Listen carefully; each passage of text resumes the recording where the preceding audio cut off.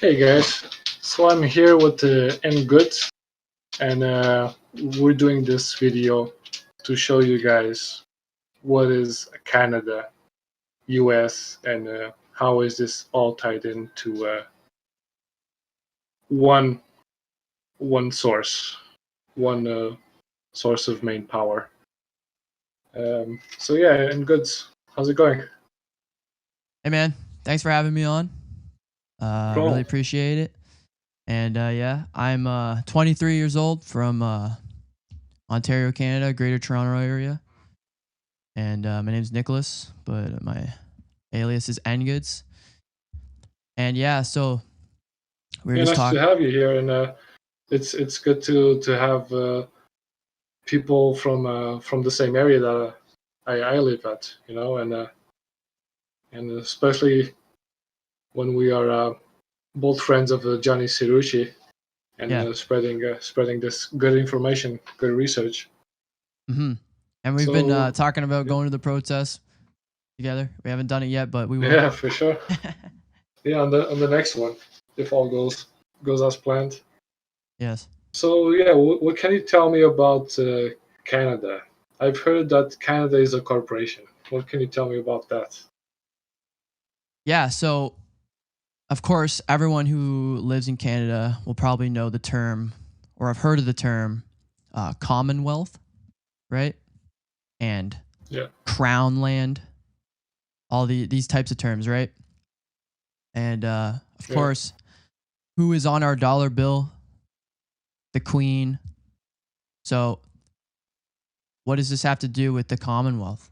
Well, if you go look at the US Securities and Exchange Commission, the EDGAR, says the Commonwealth of Canada is registered to the United States Federal Reserve via the United States Securities and Exchange Commission, USSEC. And for good reason. It's linked to the city of London, which is the ancient city of Londinium uh, of Rome. So the Commonwealth of Canada is a company,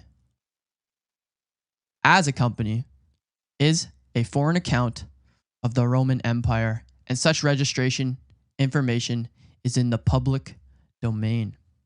So they don't really hide anything. That's how clever the deception has been. It's your mind that has been programmed to not believe the truth. From TV, your phone, movies, music. Uh, yeah, yeah. It's very interesting that they don't hide how these countries are registered corporations, exactly. and people don't actually know what that means and how this system is made to treat people as resources. Here's here's other stuff that you showed me before from this website to see registered companies, right? This Hmm. is also a U.S. company. Yeah. So what we're Sure. looking at is a law firm company, Dun and Dun and Bradstreet. Bradstreet. So if you type in things like town of Whitby, which is outside of Toronto, like 30 minutes north of Toronto, it has corporation of the town of Whitby for this American law firm, this United States law firm. A corporation of the town of Whitby. It has all of its annual revenue. It also, if you type in Durham region, it says Corporation of the Regional Municipality of Durham region. Whitby, Ontario, Canada. Oshawa, Ontario, Canada. Why? Yeah. So what is coming up? These are company profiles. So Whitby, like, and Whitby, you type in any of the any Oshawa, Ajax, Pickering, I don't know, Mississauga, anyone you want.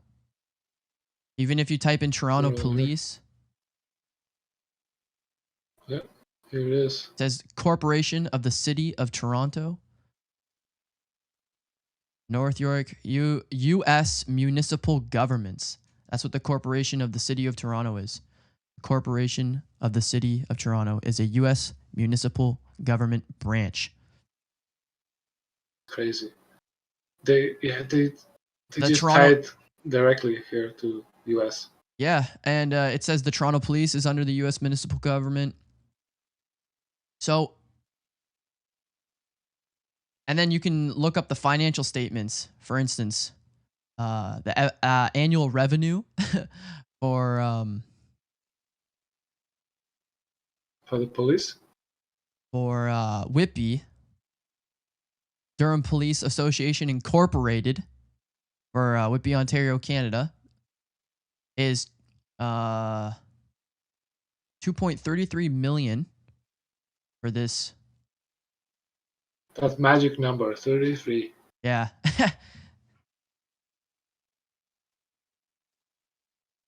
And so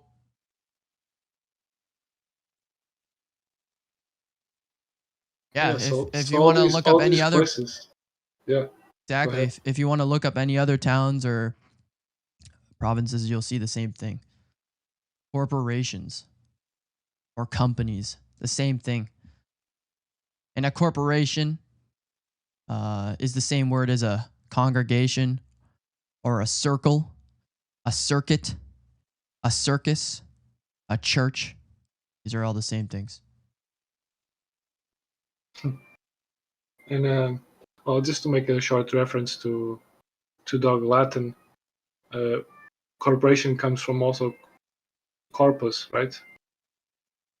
Like a dead body, isn't Absolutely. it? Yeah. So a corporation is a dead Dead entity. yeah, exactly, a dead person, right? Or which would mean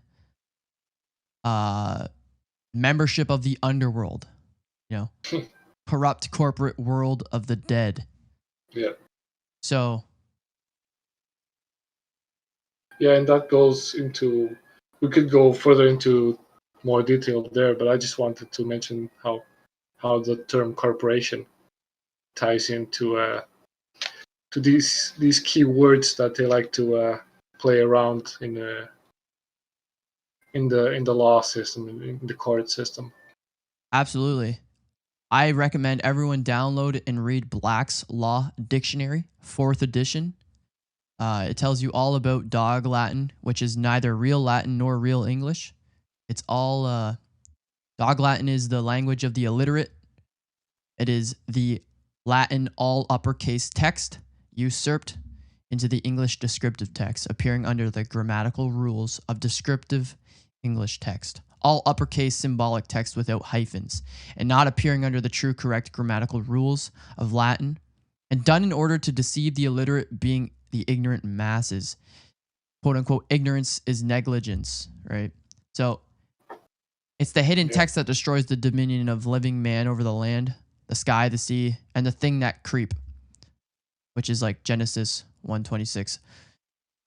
Dog Latin is the Babylonian language of the vassal, being the third party debtor of the debtor, vassal of the vessel. It is found on the ledger, tombstones, and by you being attached to it renders the presumption of confirmation, quote unquote, sign that you have sinned and you are dead. You are no longer the servant of the God of living man. You have become the servant of the underworld, the gods of the dead, corporation, the servant of the Vatican, the debtor of the debtor, subject to Justinian corpus juris, language of the dead. Yeah, total slave system.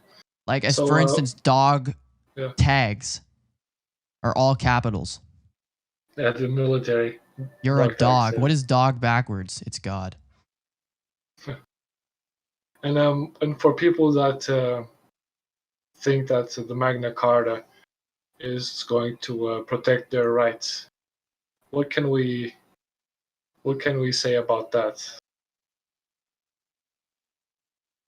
How is the Magna Carta viable or not viable?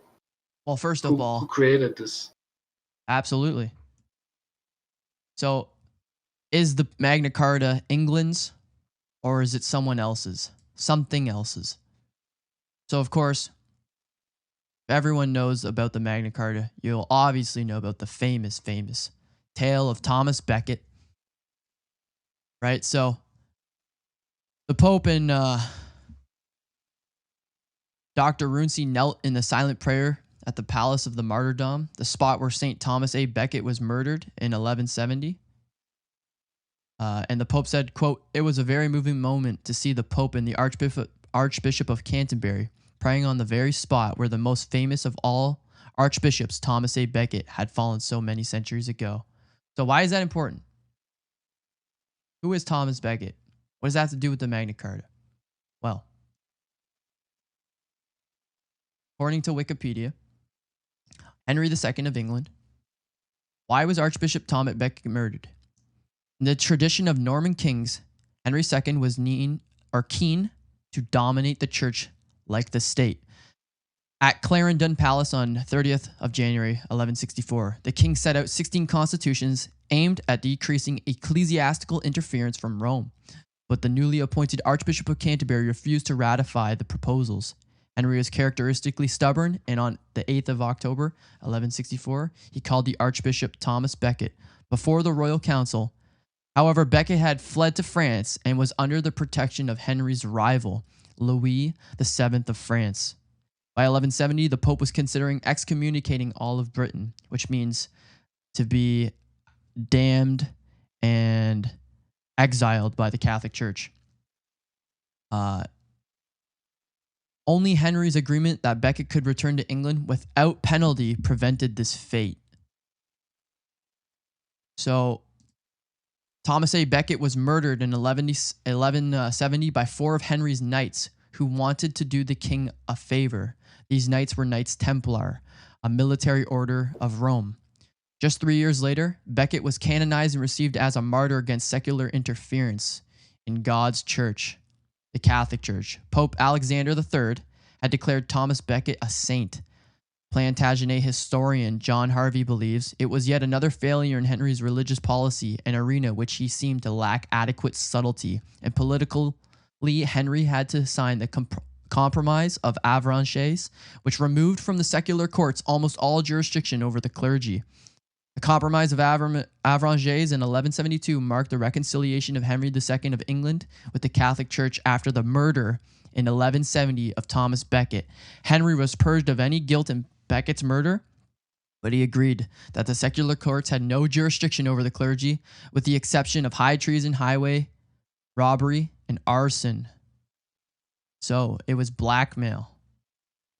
The murder had far-reaching consequences for England, but the immediate result was that Henry II had to make peace with the church. He did this 4 years later by performing penance at Canterbury Cathedral. He was beaten by 80 monks, Catholic monks, while wearing sackcloth and ashes, and spent the night in vigil at St. Thomas Becket's tomb. The Catholic Church had wasted no time and had canonized Becket in 1173. He also had to promise to raise money for the Crusades and to either mount a crusade or make a pilgrimage. He did neither. There was not enough to do at home. And you can find that in Reading Revolution's Magna Carta Index. And so this is all before the Magna Carta came into being, right? Absolutely. And this is why King John's concession of England and Ireland to the Pope. So this is from Britannia.com and /history/docs/John Conn. It says, in the matter of the election of and installation of Stephen Langton as Archbishop of Canterbury, King John, in the words of Pope Innocent III, had by quote-unquote impious persecution tried to quote-unquote enslave the entire English church. As a result, the Pope laid on England an interdict, 1208-14, a sort of religious quote-unquote strike, wherein no religious service be performed for anyone guilty or innocent. When this didn't work, the king himself was excommunicated. Caving in under that pressure, John wrote a letter of concession to the Pope, hoping to have the interdict and the excommunication lifted in 1213. John's concession, which in effect made England a fiefdom of Rome, worked like a charm. The satisfied Pope lifted the yoke he had hung on the people of England and their king. Always the kings giving their their liberties to the Pope, to the Vatican. Yep. They were the one controlling all these kingdoms and empires, and telling them what were the borders of their empires, and how they would make treaties with each other, right? Yes. And so as you see the picture, the crown resigned to the Pope's legate by King John in 1213 from History of England. The crown is on the ground. This is the signing. This is during the signing of the Magna Carta. The King of England bows to the Pope's legate. Not even the Pope, just the Pope's messenger. Put it on the ground. And he says, "Yes, sir." So, why? Concession of England to the Pope, 1213. John, by the grace of God, King of England, Lord of Ireland, Duke of Normandy and Aquitaine, Count of Anjou, to all the faithful of Christ who shall look upon this present charter, greeting. We wish it to be known to all of you through this, our charter, furnished with our seal, that inasmuch as we had offended in many ways God and our mother, the Holy Church, and in consequence are known to have very much needed the divine mercy and cannot offer any worthy thing for making due satisfaction to God and to the church unless we humiliate ourselves and our kingdoms. That's all of the crown and the crown land and the commonwealth. We wishing to humiliate ourselves for him who humiliated himself for us unto death, the grace of the Holy Spirit inspiring, not induced by force or compelled by fear, but of our own good and spontaneous will and by the common counsel of our barons. You can find this quote on the Jesuit University of Fordham website. And so it goes on to say, do offer and freely concede to God and his holy apostles Peter and Paul, and to our mother, the Holy Roman Church, and to our Lord Pope Innocent, and to his Catholic successors, the whole kingdom of England and the whole kingdom of Ireland, with all their rights and appurtenances, for the remission of our own sins and of those of our whole race, as well for the living as for the dead, and now receiving and holding them, as it were, a vassal from God and the Roman Church, in the presence of that prudent man Pandulph, subdeacon, and of the household of the Lord Pope, we perform and swear fealty for them to him, our aforesaid Lord Pope Innocent, and his Catholic successors, and the Roman Church. All his Catholic successors, from him to now. And this is like an historical legal document, right? Yes. This is the Magna Carta. And it goes on to say, according to form appended, and in the presence of the Lord Pope, if we shall be able to come before him, we shall be liege homage to him, binding our successors. That's all the kings of England, all the prime ministers, and our heirs, by our wife forever, in similar manner to perform fealty and show homage to him who shall be chief pontiff at that time, who is Pope Francis, a Jesuit priest at this present time. And that's from the Jesuit Fordham University in New York. But the prime ministers here in Canada, yes, they swear allegiance to the Queen, right? To the crown. Who swears allegiance to the Magna Carta, which is a document that hands all of the Commonwealth of England and the crown So in that over to the Roman bishop. exactly, so the Queen is also subservient to the Vatican. That's right. And we can get into the 3 crowns. Yeah, go ahead. So, how does that affect us to this day? How does that affect Canada? So, some of the land you see in Ontario or Alberta or any other province, some of it is crown land, right? And you can like camp on it. You can camp on crown land. And so the first crown is that of the crown land. But it was Pope Boniface the Eighth who was the first leader in history to create the concept of a quote unquote trust. But the first quote unquote testamentary trust through a deed and will creating a quote unquote deceased estate was created by Pope Nicholas V in 1455 through the papal bull quote unquote Romanus Pontifex, end quote, which is a papal bull is the highest legal document the Roman bishop, the Pope, the Pontifex Maximus can give or write, which and it is to be quote unquote forever, and no other papal bull after it can rewrite it. That's what they claim. So this is only one of 3 papal bulls to include the line with the incipit, quote, for a perpetual remembrance. Okay? End quote. This bull had the effect of conveying the right of use of the land as quote unquote real property from the quote unquote express trust, which is Latin unum sanctum, to the control of the pontiff, the pope, and his successors in perpetuity, forever, eternity. Hence, all land in Canada is claimed as crown land. This first crown is represented by the first Suesti Qui Vi Trust. Created when a child is born, it deprives us of all beneficial entitlements and rights on the land. So when they wrote crown land, the crown, it doesn't mean the Kingdom of England or the Queen. It means the Vatican. Absolutely. Is that correct? And you know,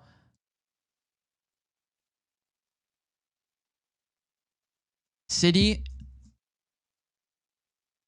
the name city in every case signifies the location of a bishop's see, like SEE, like the Holy See.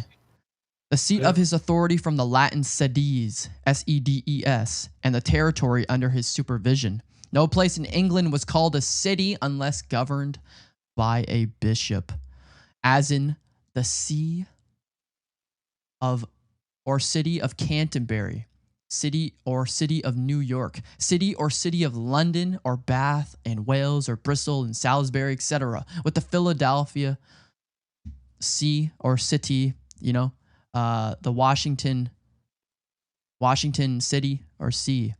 Okay, so city means control of Rome, the bishop that presides over it. Every little topic that we can dig deeper, do more in-depth research, it always ties into the Vatican. It's crazy, and it sounds crazy to anyone that doesn't do the research or never heard about this. It just sounds like you're just against the Catholic Church, but this is historical evidence. Yeah, and some people would say, "Oh, but the Magna Carta has been amended. It's been a little bit rewritten in the last 500 years. It's changed. It's not totally under the control of the Pope anymore."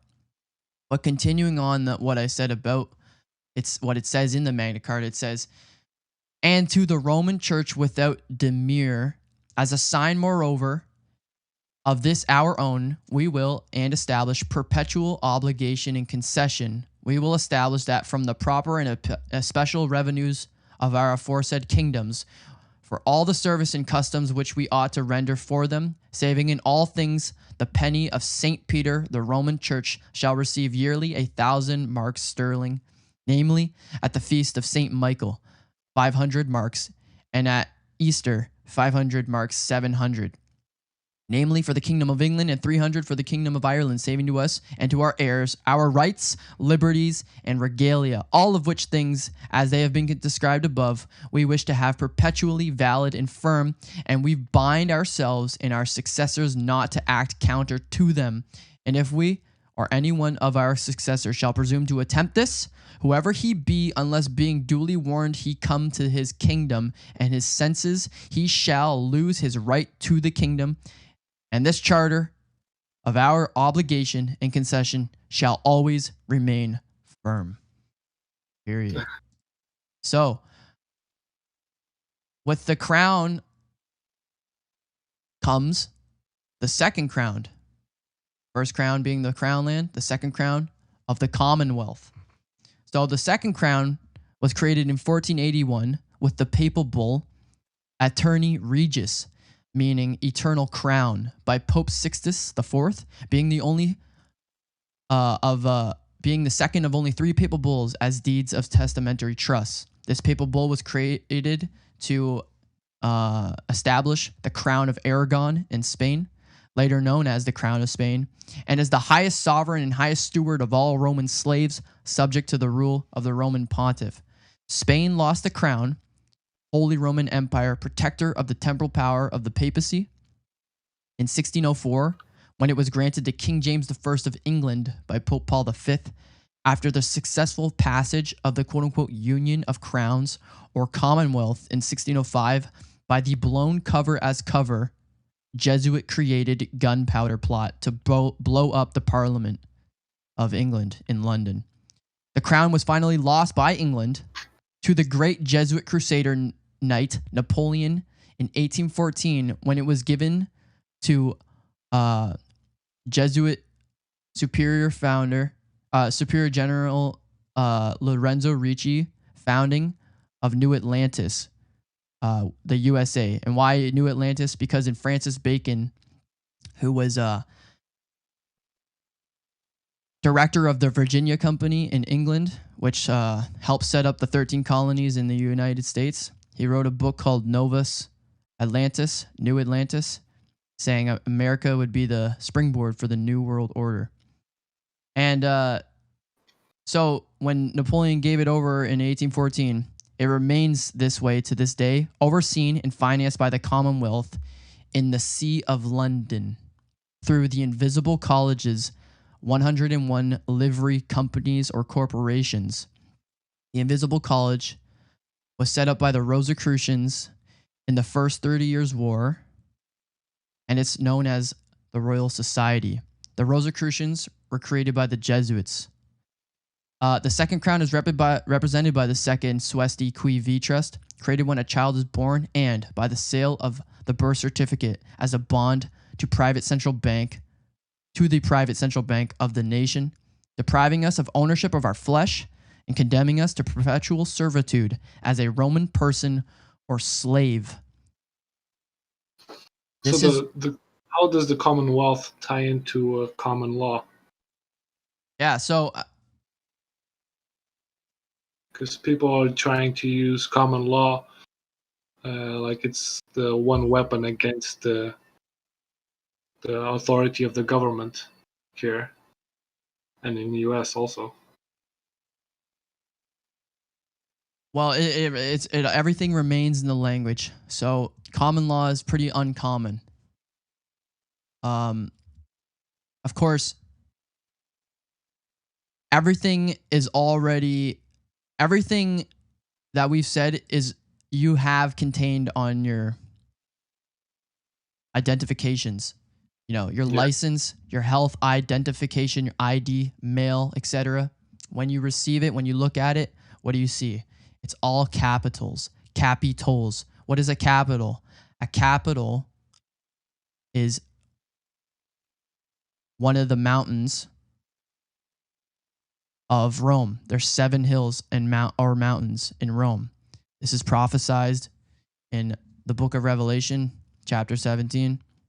The whore of Babylon, who rides and sits on the 7 hills of the beast, which is the Vatican City. So, capitals, capital punishment, words like this. Everything is words that can be used against you in their courts, in their inquisitorial courts, such as like admiralty law, words, the Holy See. Think of like an ocean, right? The birth certificate. Think of like birth as in BERTH. Citizenship. 14th Amendment citizen. And then we're talking about the United States, 14th Amendment. They also have Commonwealth and common law. Because the 14th Amendment reversed the Bill of Rights, which made the Declaration of Independence null and void, creating the Republic of America to be an empire of America during the Civil War, created and controlled by the Jesuit order. And of course, leadership, withdraw currency, liquid assets, liquidation. When you kill off your corporation or your dead person, it no longer exists. Your account has been frozen. Bail, like a bailing out water. Bankruptcy. Bar examination. Seal, C with SEESEAL. Court. What is a court? It's a dock harbor. Survivorship, cash flow, liquidization, floating. I have my head above water. Apprenticeship.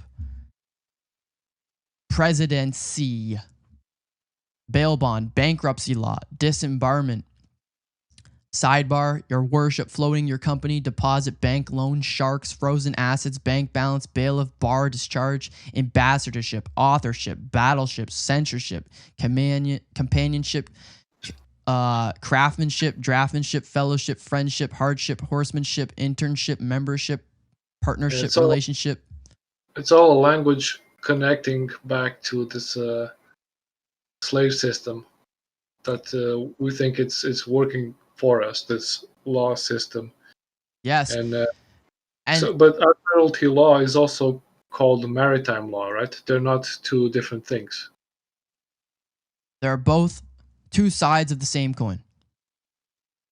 But it's not about who controls the admiralty or maritime law. It's about who made the coin and who owns the coin that these two sides are on. So, and that would be the third crown of the ecclesiastical see. And the third crown was created in 1537 by Jesuit order establisher Pope Paul III, Alessandro Farnese, through the papal bull, quote-unquote, convocation. It was meant to open the Jesuit Council of Trent, or Trident, because the Roman god of the sea, Poseidon, holds the trident. It is the third and final testamentary deed and will of a testamentary trust set up for the claiming of all, quote, lost souls, end quote, lost to the sea, the Holy See. The Venetians, who, Venice, floats on top of the sea because they are above the people, because the sea is the souls of people, of mankind, according to the Roman Catholic Church. The Venetians, who were behind the establishment of the Jesuit order, insisted in the creation of the Third Suesti Quivi Act of 1540 to use this papal bull as the basis of ecclesiastical authority of King Henry VII. This crown was secretly granted to the ancient Roman see or city of London, Londinium, England, in the collection of quote-unquote reaping of lost souls. The crown was lost in 1816 to the deliberate bankruptcy of England during the Jesuit-created Napoleonic Wars to take full control of the temporal power of the papacy by the Jesuits, and was created to the quote-unquote temple bar, which became known as the Crown Bar, or simply the Crown. The bar associations have since been responsible for administering the quote-unquote reaping of the souls of the lost and damned, including the registration and collection of baptismal certificates representing the souls collected by the Vatican and stored in its vaults. This third crown is represented by the third Suesti Qui Vi Trust, created when a child is baptized, which according to the Catholic Church is by inoculation and injection when the baby is born in the hospital. Hospitals, of course, were created by the Knights Hospitaller, the Roman Catholic military order, now known today as the Knights of Malta.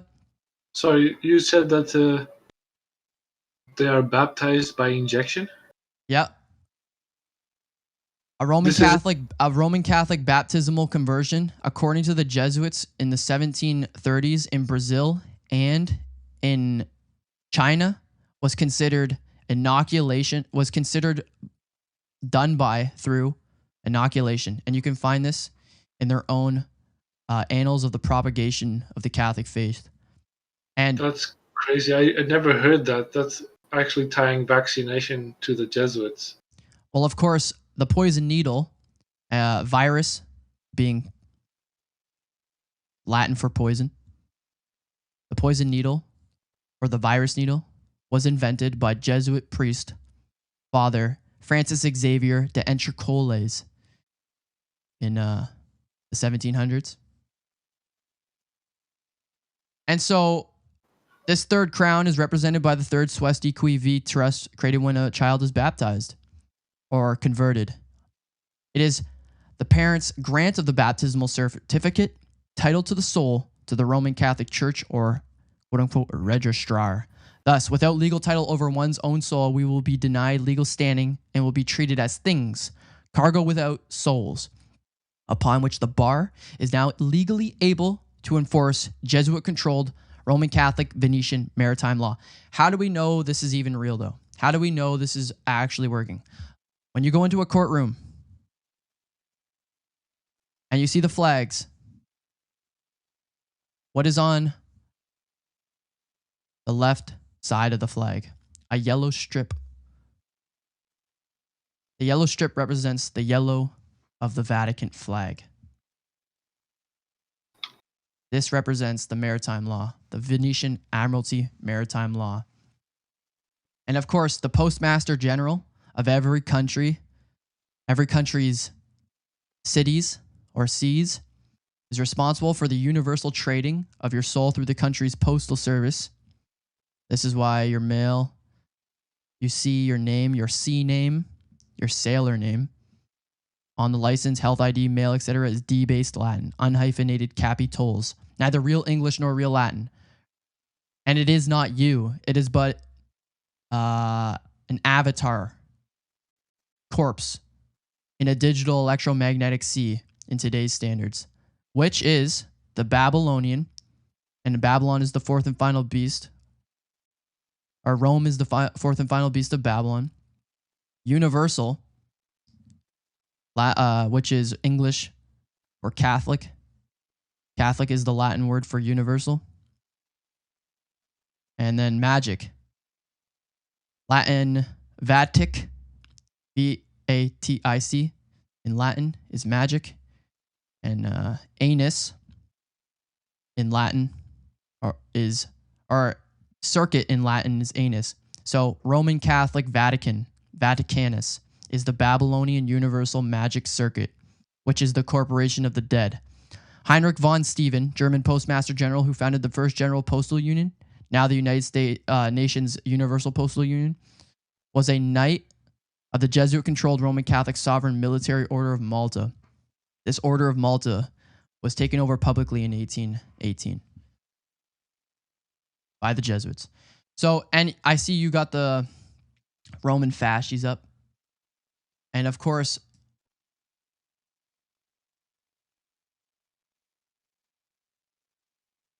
yeah, they always use these Roman symbols. That's right. Or court. It is the ancient emblem of Roman legal authority.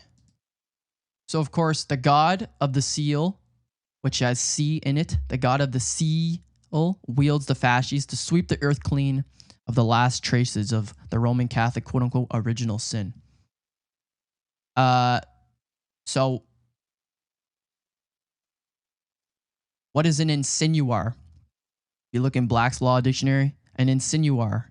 Read it slowly in legal terms. The insinuar. In sin, you are. You are in sin. On the right hand, the emblem of Roman totalitarianism is the fasces. Okay? The fasces is fascism. To fascit, to fascize, to facilitize. And it represents a Roman device. The fasces is a Roman device. Actually, originating with the ancient Etruscans of Rome, whose earliest Romans derived their religious jurisprudence nearly 3,000 years ago. It's an axe head whose handle is a bundle of rods tightly strapped together by a red sinew. It symbolizes the ordering of priestly functions into a single, infallible sovereign and autocrat who could require life and limb of his subjects. If the fascia is entwined with a laurel wreath, like a pear on the house wall of the House of Commons, the chamber of the House of Representatives, in Congress, where Jesuit Pope Francis got a standing ovation, the Romans called this infallible, sovereign, Caesarian military power the Pontifex Maximus, which means, in English, supreme bridge builder.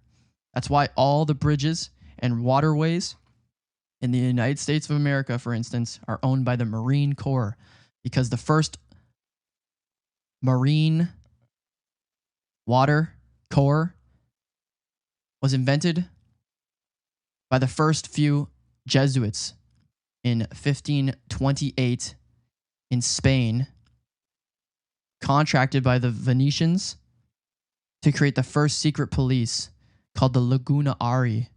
The Pope was so pleased by it that the Doge of Venice sent them to Rome in 1537 to be created as the Society of Jesus, or the Jesuit order, for the reconstructing of the temporal power lost during the Reformation, which has been reestablished in the Second 30 Years' War, which is 1914 to 45, reestablishing the temporal power of the papacy. And you can see this temporal power of the papacy restored in the UNIDROIT, which is the International Institute for the Unification of Private Law, established in 1926 as a part of the League of Nations. And of course, the League of Nations was signed in Rome. And of course, the International Institute for the Unification of Private Law is located in the Villa Aldobrandini. Aldobrandini being one of the ancient papal black nobility dynasties, very powerful. The Rothschilds married into this family. That's how much more powerful they are than them. And then, of course, it borders the Pontifical University of St. Thomas Aquinas to the south. And it was Thomas Aquinas who said at the Second Lantern Council in his famous book, Summa Theologica, that all property, and as in commonwealth and crown land, is to be controlled, governed by the pontiff and not by the people. And he would be later known as the father of ultramontanism, which is Latin for beyond the Alps. That is to say, Rome.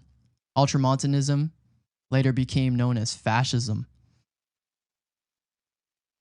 And of course, Canada signed into the International Institute for the Unification of Private Law in 1968 under Pierre Trudeau, who Kathy O'Brien in Transformation America said was a Jesuit priest. And going back to who really governs Canada, appointed by the Queen, is the Governor General of Canada, which is Julie Payette. And Julie Payette has honorary degrees at 2 Catholic universities, one of being a Jesuit university, which is Concordia University in Montreal, Canada. And she is a Knight of the Roman Catholic Military Order of the Sovereign Military Order of Malta. She's a Knight of Malta. Yes. You can find this on her Wikipedia page, on her Crazy. Vatipedia page, as I like to say. It's crazy that they don't even hide that. The Governor General is a Knight of Malta. That's right. And, you know, these The knights, Queen these Catholic knighthoods, Yeah. why does it even matter? One of the most stunning victories of the Jesuit Superior General, Francis Borgia, was in securing under Pope Gregory the 13th in 1572 the rights of the Jesuits to deal in commerce and banking, a right that had not been granted to any religious order of the Catholic Church since the Knights Templars 400 years earlier.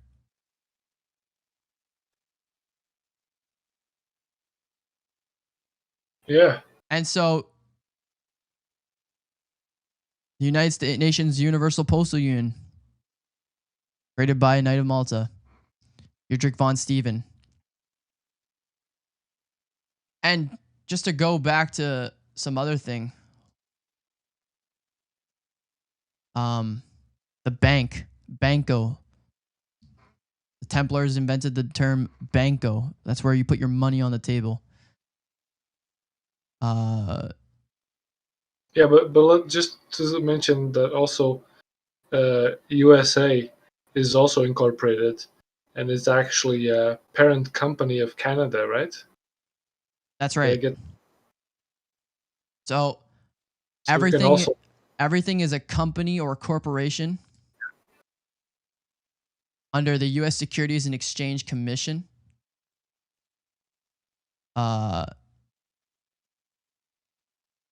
Which is owned and controlled by the See of London, which is one of the 3 city-states.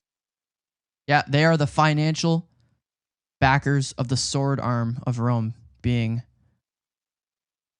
the new Holy Roman Empire, United States of America. So U.S. is, or Washington is the military organization. London is a financial, and Vatican is the clerical, or what would you call it? They are the supreme holders of the succession of the empire of Babylon. So the Caesars never went away. They just became the popes. You can actually see a picture of Caesar Constantine the Great kneeling on the ground and giving his crown to the Pope.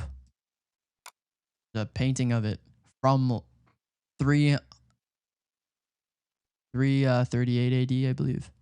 Oh, let's get that. I want to show that.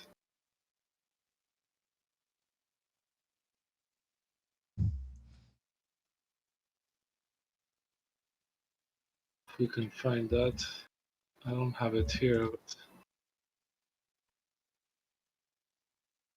Right here. You might have to zoom in though. There you go.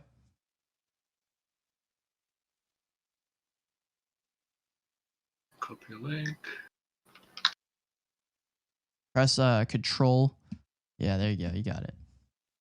So on the right, you see Constantine the Great, the Roman Emperor of the world.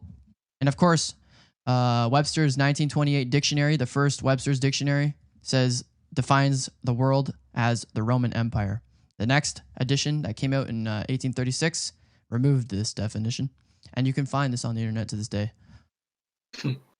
So he's given it over to the Pope, which means he's given over all of Roman Empire, all of the world, all of Babylon to the Pope, the Pontifex Maximus. The military, financial, Commonwealth, the crown, So that's when the officially souls. the empire became the Holy Roman Empire. You could say that. Yeah. Yeah. Of course, the Holy Roman Empire is the protectors or defenders of the papacy, the papacy, the papal see. Hmm. And as I said, the Jesuits destroyed the Holy Roman Empire, which was like in Germany,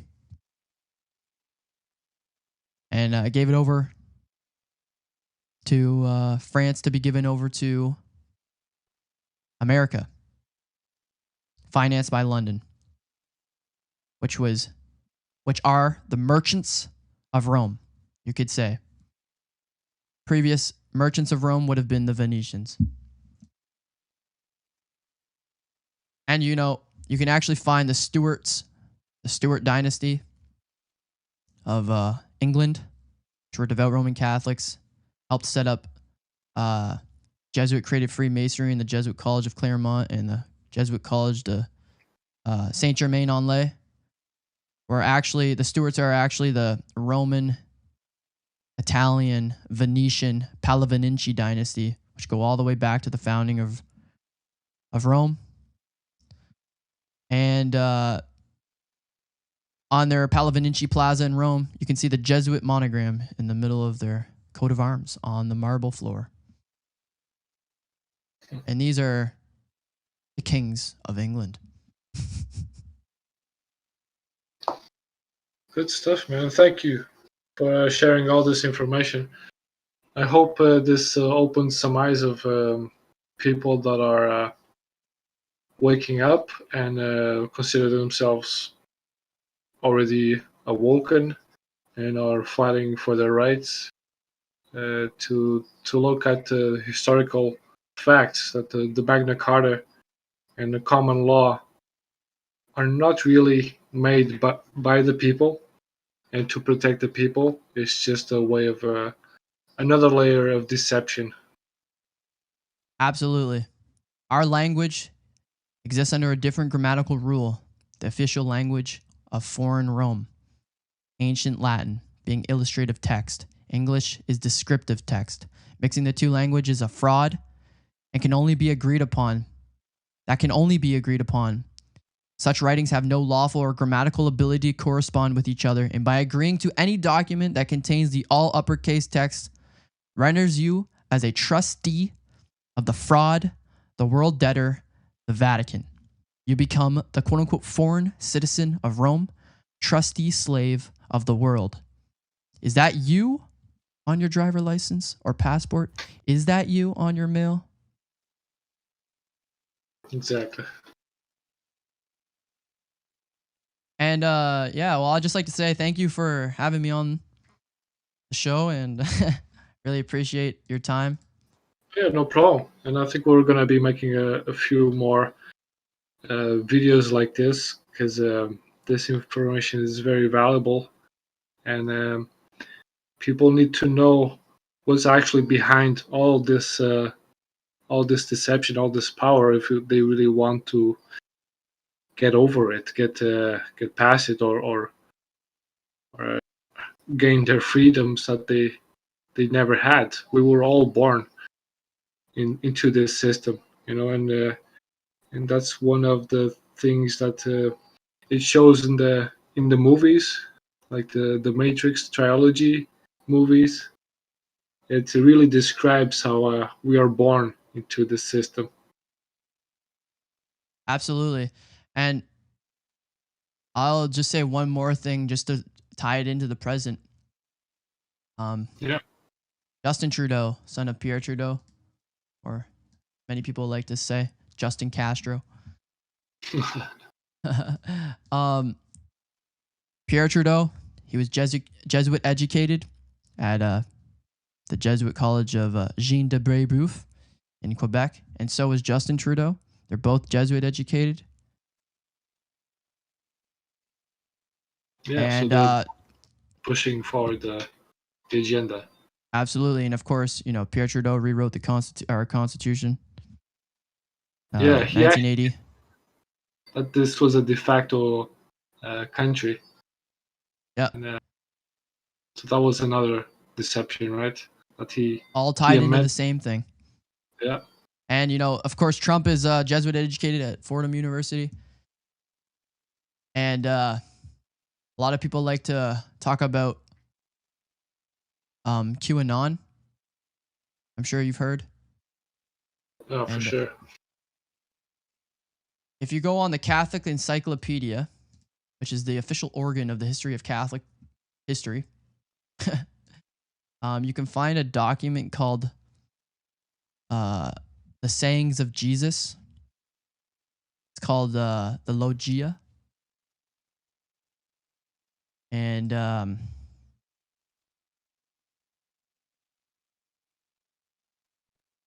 it talks about a mysterious document called quote unquote Q. Just the letter Q? Yep. To the Catholic Church, the letter Q represents the Logia, sayings from divine origin. But the term Logia, Greek, is used variously in ancient writings and modern scholarship in reference to communications of divine origin. In pagan usage, logion was used interchangeably with kresmos and other such terms in reference to oracles, which are the pronouncements of the gods of the dead obtained through divination, black magic. How do you spell Kabbalah? With a Q. And I will link that for you if you want. Yeah, for sure. That's all very relevant information. So just ask yourself this. It's just a question. I'm not assuming anything. Are you following who you think you're following? Or are you following Rome? All right. Thanks, man. Yeah, man. Thank you for having me on again. And if anyone wants to check out my work, my YouTube handle is ENGOODZ. Everywhere: Twitter, Facebook, YouTube. Good. Yeah. And I'm sure we'll talk also in other talk shows with Johnny Cirucci and the rest of the team. We can probably go more in depth in the situation that we're on now. Absolutely. Can't wait for it. It's going to be amazing. Okay, I think we can end it there.